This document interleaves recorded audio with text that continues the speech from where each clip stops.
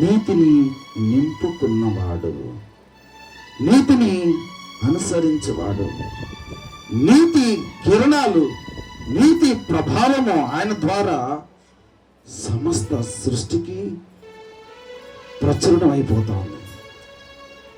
కాబట్టి ఆయన ఏమైనాడు? నీతి సూర్యుడై ఉన్నాడు, నీతిమంతుడై ఉన్నాడు.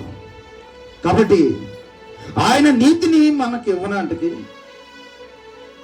ఆయన యొక్క నీతిని, ఆయన యొక్క వెలుగును, నీతిలో ఏముంటుందంటే వెలుగు ఉంటుంది.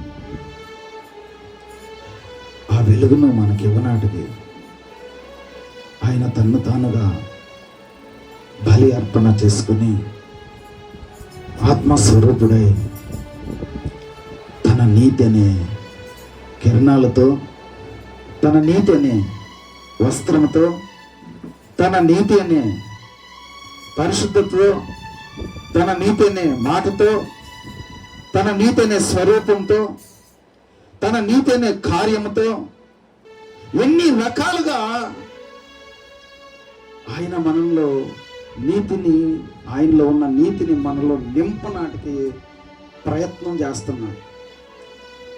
ఎవరైతే ప్రభా నీ నీతితో నన్ను నింపు, ఎక్కడ పట్టుకున్న దేవుని వాక్యంలో ఎక్కడన్నా చూడండి ఆయన్ని అణువున ఆదికాండం నుంచి ప్రకటన గ్రంథం దాకా అణువున ఆయన పరీక్షించి చూడు, పరిశీలించి చూడు. ఆయన నీతితో నింపబడిన వాడు.